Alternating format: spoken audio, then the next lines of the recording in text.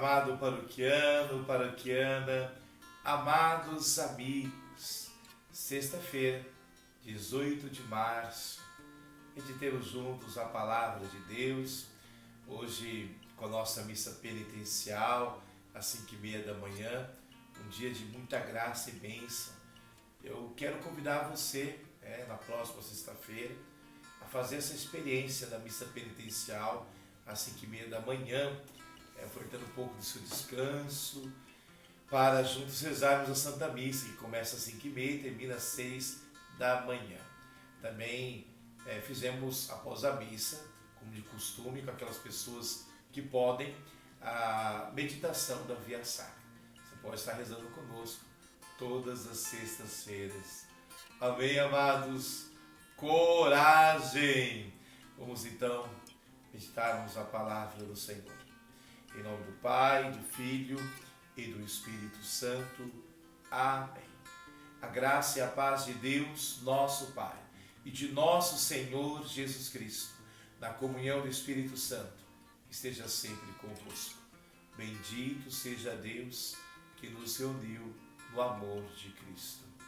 Vamos tomar a nossa Sagrada Escritura, no Evangelho de São Mateus, capítulo 21, versículos do 33 ao 43.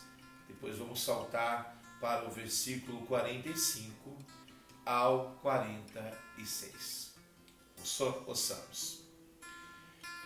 Naquele tempo, dirigindo-se Jesus ao chefe dos sacerdotes e dos anciãos do povo, disse-lhes: escutai esta outra parábola. Certo proprietário plantou uma vinha, pôs uma cerca em volta, fez nela um lagar para esmagar as uvas e construiu uma torre de guarda. Depois arrendou-a a vianteiros e viajou para o estrangeiro. Quando chegou o tempo da colheita, o proprietário mandou seus empregados aos vianteiros para receber seus frutos. Os vianteiros, porém, agarraram os empregados, espancaram a um, mataram a outro e ao terceiro apedrejaram. O proprietário mandou de novo outros empregados em maior número do que os primeiros, mas eles os trataram da mesma forma. Finalmente o proprietário enviou-lhes o seu filho, pensando: a meu filho eles vão respeitar. Os vianteiros, porém, ao verem o filho, disseram entre si: este é o herdeiro. Vinde, vamos matá-lo e tomar posse da sua herança.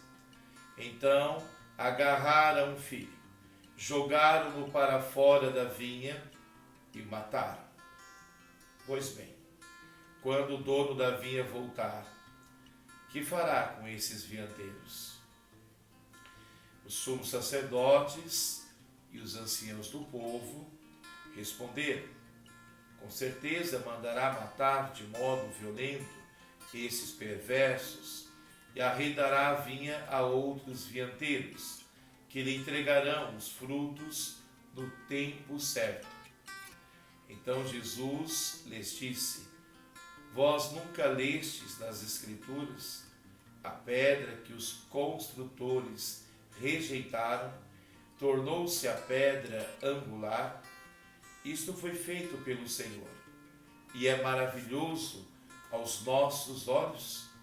Por isso eu vos digo: o reino de Deus vos será tirado e será entregue a um povo que produzirá frutos. Os sumos sacerdotes e fariseus ouviram as parábolas de Jesus e compreenderam que estavam falando deles. Procuraram prendê-lo, mas ficaram com medo das multidões, pois elas consideravam Jesus um profeta. Palavra da salvação. Glória a vós, Senhor. Muito bem, amados irmãos e irmãs, estamos aí caminhando, né, com Jesus nesta quaresma, imbuídos do Espírito Santo.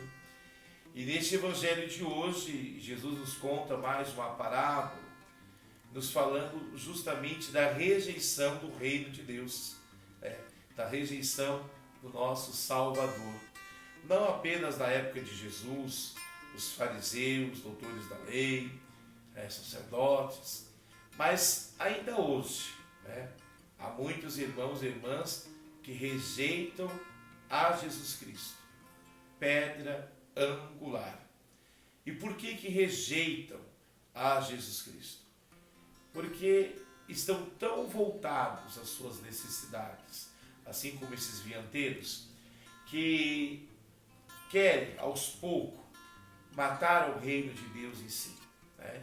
Então, é um perigo muito grande, né, e ter a nossa vida voltada apenas para esse plano terreno, né? Passamos às vezes a não crer mais em Deus, a não querer mais ir à missa, não querer mais rezar, meditar a palavra e colocar nossa confiança nas coisas, nas pessoas. Quantas pessoas, né, se decepcionam com membros da igreja, membros sacerdotes, né, bispo, até mesmo com o Papa, e desanimam na fé, né?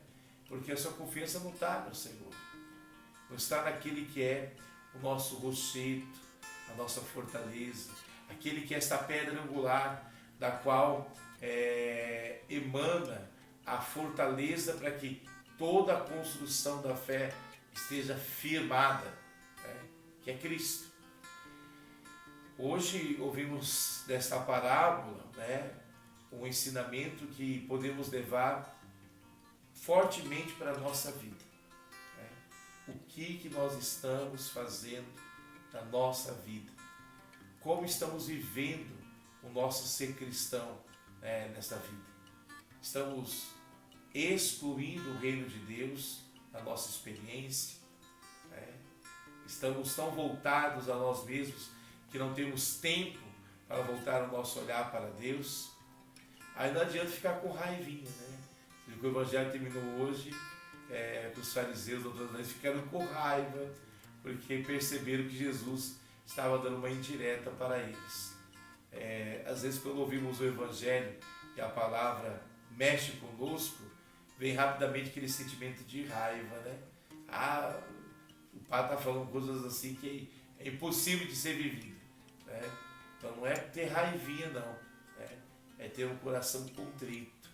O Senhor nos dê esse coração contrito e humilde para a nossa conversão e para acolher o seu reino, que a sua vinha, né, seja abundante, que nós possamos entregar os frutos ao Senhor, frutos de conversão, frutos de uma vida nova ao final desta quaresma.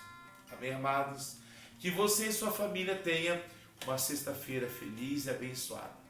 Lembre-se que hoje é dia de jejum, é dia de abstinência. Faça essa experiência, já que ela é uma oração poderosíssima. Amém, amados?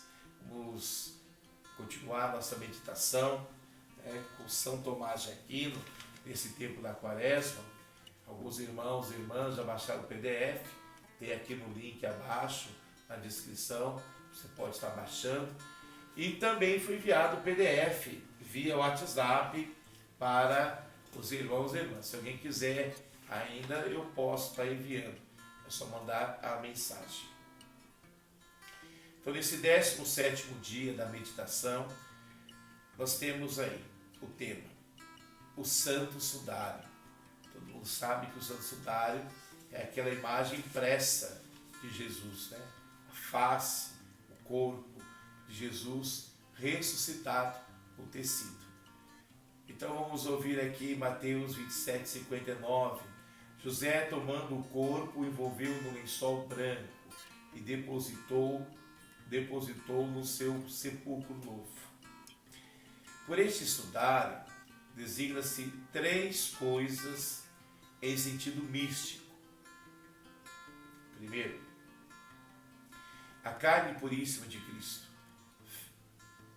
feito de linho, que se embranquece com muita pressão, o sudário representa a carne de Cristo, que chega ao alvor da ressurreição pela violência, conforme o Evangelho. Cristo devia sofrer e ressuscitar dos mortos. Segundo, a igreja não tem a mancha nem ruga, é o que representa este linho fiado com diversas linhas. Terceiro, a consciência pura, onde Cristo repousa. Então, o santo sudário manifesta esta humanidade sofrida de Cristo, e ao mesmo tempo esse mistério do Cristo ressuscitado impresso nesse tecido. É uma prova material, né, da ressurreição de Cristo. E depositou no sepulcro novo, diz Mateus 27:59. O texto diz de início que o sepulcro não era seu. É muito conveniente que aquele que morrera pelos pecados dos outros fosse sepultado em um sepulcro alheio. O texto diz que o sepulcro era novo, pois se outros corpos tivessem sido depositados aí, não se saberiam qual tinha ressuscitado. Outra razão é que aquele que nasceu de uma virgem intacta convia ser sepultado no sepulcro novo, virginal. Assim como no ventre de Maria não houve ninguém antes ou depois dele, assim também neste sepulcro. Do mesmo modo, para significar ainda que Cristo habita pela fé escondido na alma renovada. Cristo que habita pela fé nos vossos corações, nos diz São Paulo na carta aos Efésios, capítulo 3, versículo 17. E São João acrescenta: ora, no lugar em que Jesus foi crucificado, havia um jardim, e no jardim um sepulcro novo. João 19:41. É digno de nota que Jesus, capturado no jardim, tenha sofrido sua paixão e sido sepultado num jardim, como que para significar que pela virtude da sua paixão somos libertados do pecado que Adão no jardim das delícias cometeu, e que é por Jesus que a igreja é consagrada, ela que é como o jardim fechado, o cântico dos cânticos. Muito mística esta palavra, amados irmãos e irmãs. Então peçamos que o Senhor possa acolher nesse jardim que é a sua igreja, um fruto de conversão e de vida nova. Que você tenha uma sexta-feira feliz e abençoada. Então hoje à tarde teremos atendimento de confissão das 16 às 19 horas. Então venha fazer a sua confissão. Amém, amados? Coragem! O Senhor esteja convosco. Ele está no meio de nós. Abençoe-vos o Deus Todo-Poderoso, o Pai, o Filho e o Espírito Santo. Amém! Deus abençoe você, amado. Coragem!